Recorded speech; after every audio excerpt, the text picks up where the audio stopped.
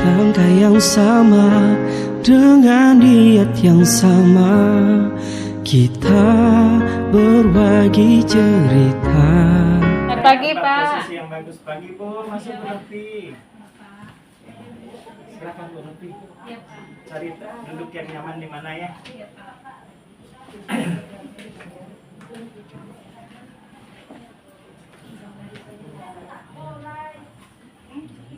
Ini ada apa nih? Serius banget nampaknya, kita santai jalan. Selamat pagi, Pak. Pagi. Oh, Apa kabarnya? Kabar Bapak bagaimana? Alhamdulillah sehat-sehat. Pak, ini Pak sesuai apa yang kami kan ada itu Pak. Ada tugas Iya. guru penggerak. Mm-mm. Kami kan CGP angkatan 10 Oke. dari SMA Negeri 1 Pagi Utara Selatan. Saya sendiri mau kemana? Iya. Ibu Sebut Ibu namanya. Novita. Saya Jin Novita. Iya. Terus. Kami ke sini Pak ada tugas dari modul 3.1 pengambilan keputusan berbasis nilai-nilai kebajikan. Iya. Itu tugas demonstrasi kontekstual. Oke, siap. Apa yang bisa kami bantu? Iya Pak. Ini Pak, terkait Bapak selama menjabat jadi kepala sekolah di sini, Iya, iya. apakah Bapak pernah mengalami sebuah dilema etika atau bujukan moral terhadap suatu hal, Pak? Oh itu, ya ada tuh Bu. Masalah itu masalah sehari-hari. Apalagi kami di sini keluarga besar Bu ya. Kalau dijumlahkan semuanya warganya itu sekitar, kalau dengan siswa ya, itu sekitar 600 lebih lah, 700-an. Jadi masalah-masalah itu pasti ada, pasti muncul. Dan itu memang masalah, namanya masalah harus kita hadapi, harus kita selesaikan. Iya bagus ya. Gimana yang terbaiknya kan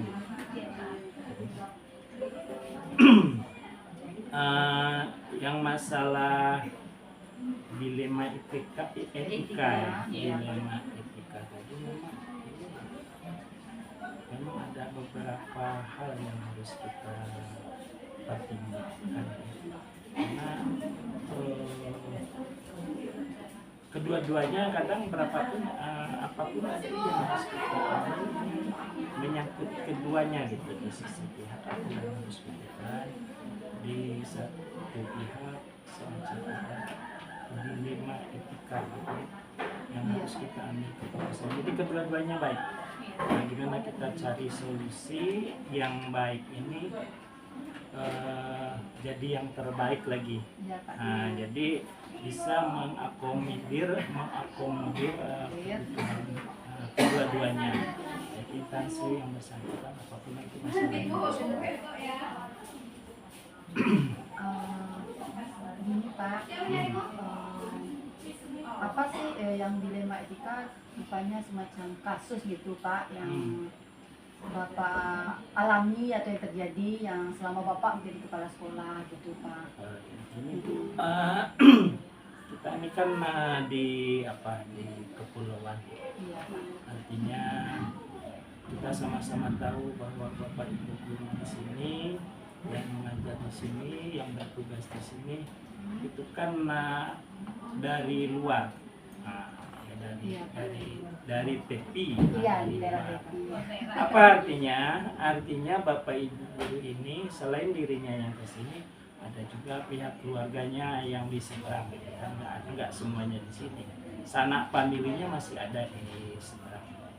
Nah, yang jadi dilema, yang jadi pertimbangan kan karena kadang-kadang posisinya kita harus membantu dia karena mungkin ada hal yang sangat penting sekali dengan urusan keluarganya. Terus kita transport itu terbatas, tidak tiap hari, ya, tidak tiap hari yang datang ke sini. Artinya perjalanan dari luar ke pulau ini butuh waktu sekitar 12 jam dan transportnya yang mengangkut pun itu tidak tiap hari, mungkin 4 hari sekali atau seminggu sekali. Dan itu kadang-kadang karena cuaca itu perjalanannya pun dibatalkan.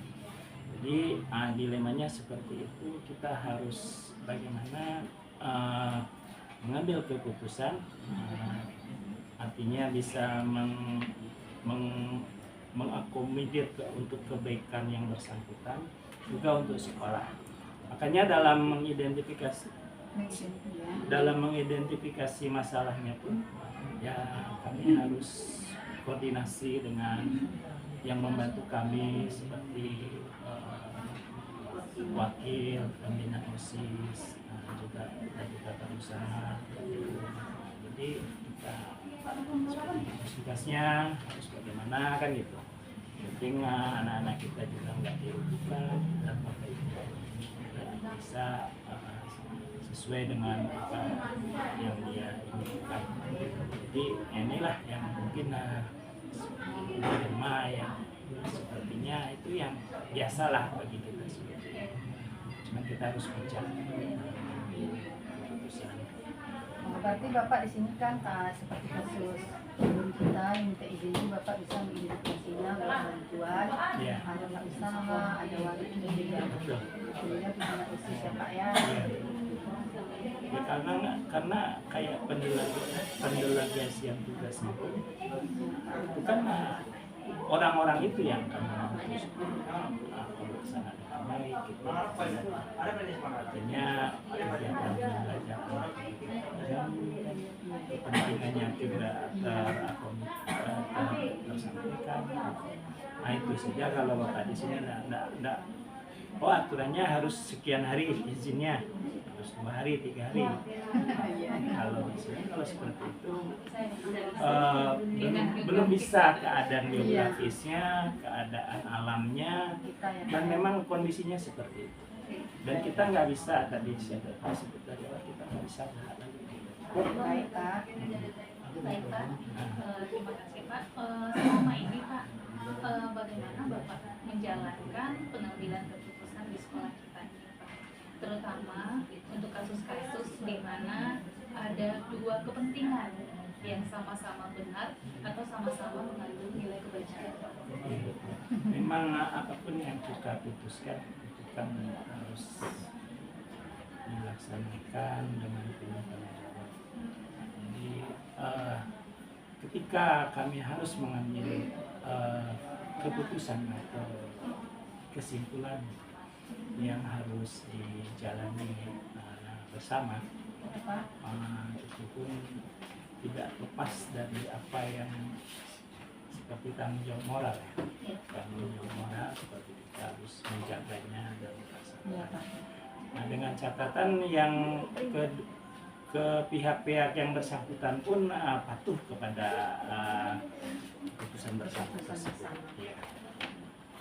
Selanjutnya Pak, langkah-langkah atau prosedur seperti apa yang biasa Bapak lakukan selama ini?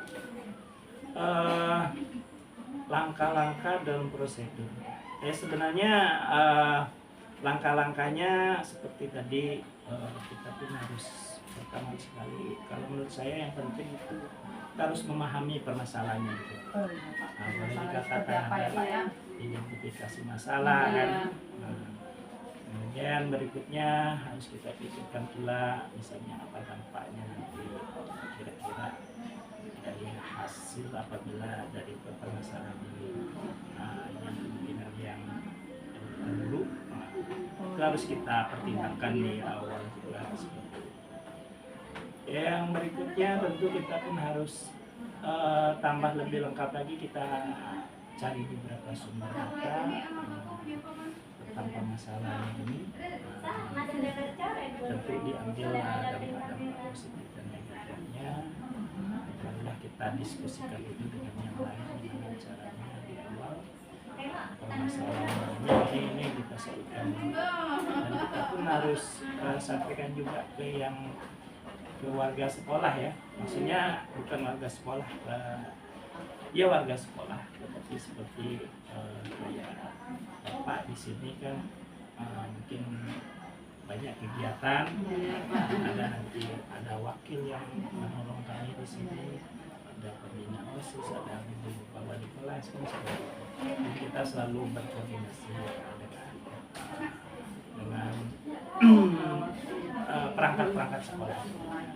Berarti itu ya Pak. Berarti langkah yang Bapak ambil itu berbicara kepada atau sebelum memutuskan memanggil perangkat sekolah terlebih dahulu. Sebentar ya, kami panggil juga data-data itu sebentar gimana gitu kan. Itu penting juga. Iya ya. Oke, baik Pak. Kemudian Bapak di sini kan dalam mengambil keputusan tersebut, hal-hal apa yang selama ini Bapak anggap efektif dalam pengambilan keputusan pada kasus dilema etika yang dihadapi oleh guru kita itu Pak? Iya. Menurut saya begini, yang dimaksud efektif di sini artinya kalau ada masalah yang tersebut dampaknya itu seminim. Yang kedua, bagi yang taruhlah kasusnya izin tadi, bagi yang bersangkutan ada semacam kenyamanan. Karena mungkin ada kenyamanan. Yang berikutnya tentu akibat seperti itu yang ditinggalkan seperti di sekolah atau segala macam itu terselesaikan dengan baik. Nah tentu ini kita maksimalkan semua yang ada di sekolah. Kita berikan ke yang bersangkutan dengan hati yang tulus lah istilahnya, supaya dia nggak cuma disampaikan juga izinnya aturannya seperti ini. Misalkanlah apa yang paling penting itu yang demikian aja. Jadi pakai skala prioritas mungkin juga. Skala prioritas ya Pak ya. Baik Pak.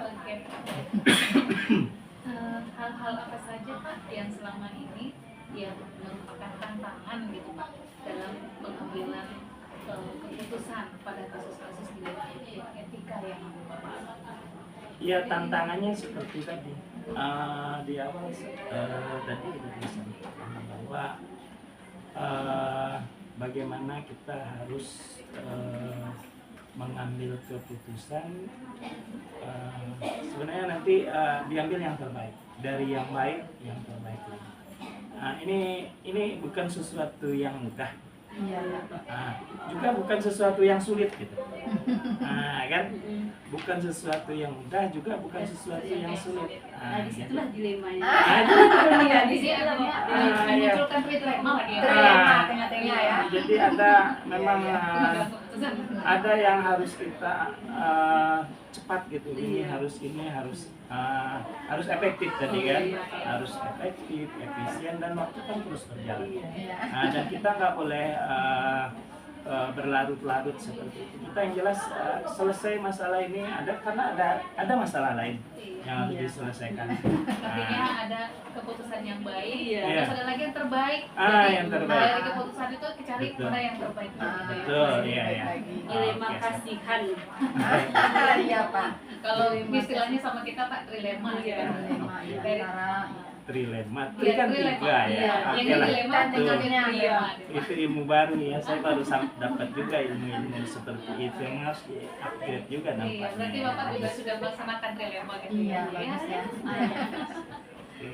Lalu selama ini apakah Bapak memiliki sebuah tata cara atau jadwal tertentu dalam sebuah penyelesaian kasus dilema etika? Apakah Bapak langsung menyelesaikan di tempat atau memiliki sebuah jadwal untuk menyelesaikannya? Bentuk atau prosedur seperti apa yang Bapak jalankan? Insya Allah selama ini yang kita hadapi seperti itu, apapun permasalahannya di sini yang menyangkut dilema tadi, saya rasa saya tidak menggunakan jadwal khusus ya. Tidak dijadwalkan Bapak Ibu harus menghadap saya hari ini. Tidak ya. Fleksibel gitu ya. Jadi ya itu sifatnya fleksibel. Ketika dia butuh, ketika dia muncul ada masalah, dia butuh untuk penyelesaian. Di saat itulah coba untuk membantunya kan gitu. Jadi mungkin kami belum terjadwal seperti itu. Tapi kadang-kadang kami istilahnya selalu terbuka ruangan ini kapan saja terbuka. Jadi menurut saya belum sampai terjadi lah masalah-masalah yang Berarti ya bisa. apapun masalah yang ada di sekolah kita ini. Nah, kita sih ya. Iya, iya. Ada Jadi kalau ada yang merasa kurang nyaman, berarti bisa langsung hari itu juga diselesaikan ya Pak. Iya. Iya, Sambil iya. tidak berkali-kali Iya. masalahnya. Tidak lama menunggu ya bedanya ya. Iya. Gitu kan. Beda kayak misalnya seperti rapat untuk Iya, iya. menyelesaikan ini atau operasi jadwal rapat itu memang kita tentukan rencana. Nah, ini step-step tahap-tahapnya. Kalau yang permasalahan kayak dilema yang tadi yang muncul tadi kadang spontan fleksibel dan efektif dan bertanggung jawab. Baik Pak, kira-kira Pak, ada nggak seseorang atau faktor-faktor yang selama ini mempermudah atau membantu Bapak dalam mengambil keputusan dalam kasus dilema etika tadi Pak? Kami memang sangat berterima kasih kepada kawan-kawan di sini dia kerjasama yang baik, yang kompak ya Pak ya. Kadang-kadang masalah itu bisa diselesaikan oleh kawannya sendiri kan, maksudnya dengan kawannya itu kami minta juga pendapatnya gimana kan. Jadi intinya begini, masalah ini kita harus memandangnya luas, Iya. bukan subjektif, kita pandang luas sisi-sisi.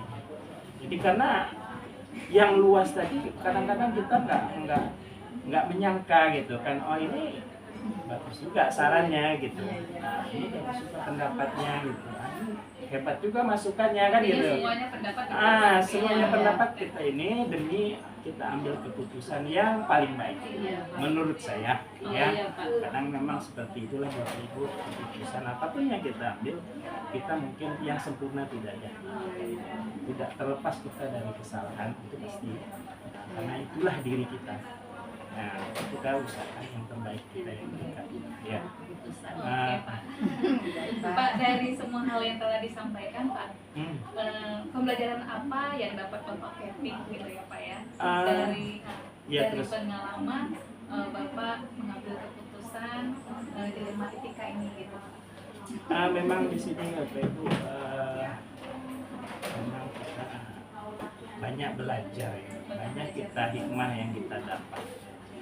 Pertama tentu kita diuji gimana kita dengan masalah ini supaya kita lebih bijak, lebih sabar lagi. Iya.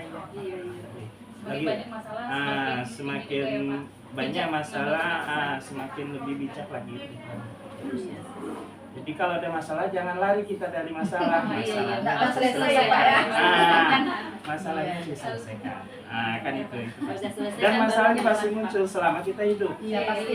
Kan itu. Muncul masalah. Dan permasalahan yang selesai tadi yang kita selesaikan menurut kita ini cukup bagus, mungkin juga ada kelemahannya, itu akan kita pakai untuk menyelesaikan masalah mungkin berikutnya akan muncul lagi dari orang yang berbeda atau dalam kasus yang berbeda.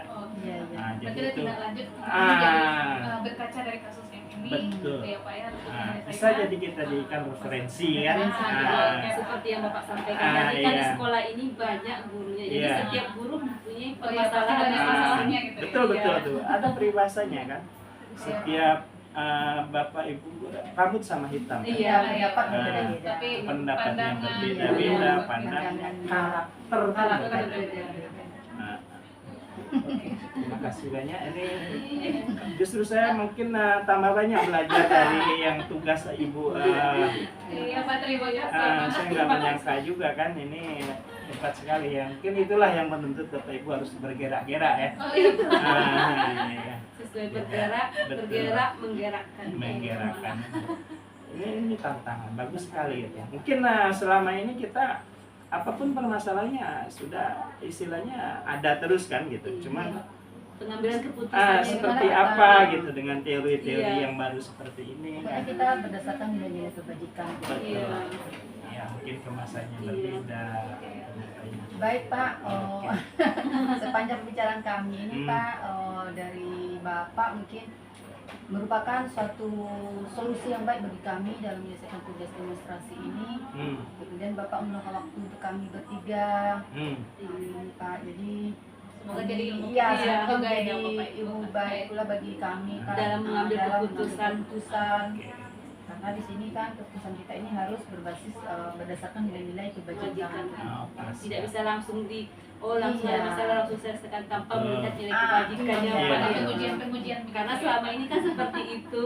Mungkin ini menurut saya suatu kesempatan bagi ibu-ibu semua di sini untuk menimba ilmu di sana, mengasah ya, mengasah kemampuannya di sana, karena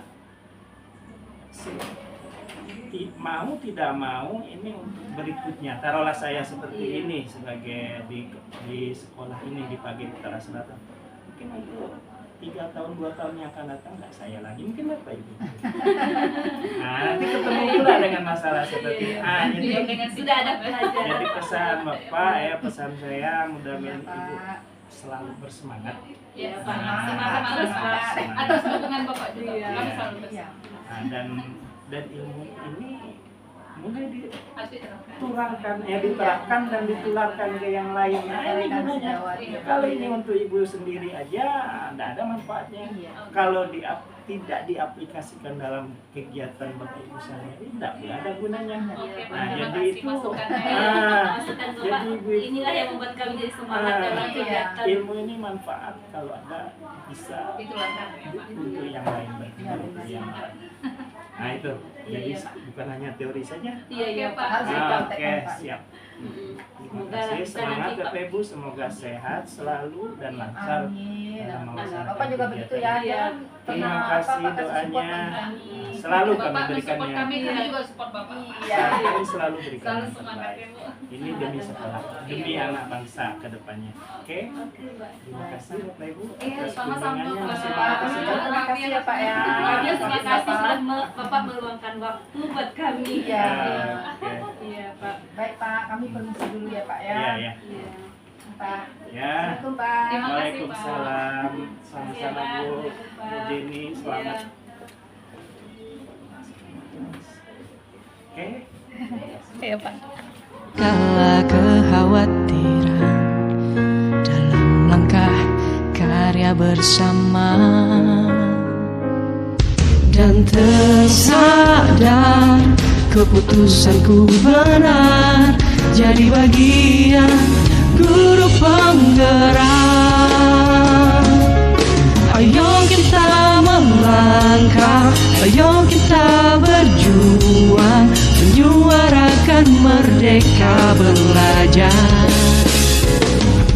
Perkenalkan tokoh bangsa, Ki Hajar Dewantara yang cetuskan filosofi pendidikan. Berjuang bersama, pertahankan semangat demi generasi bangsa.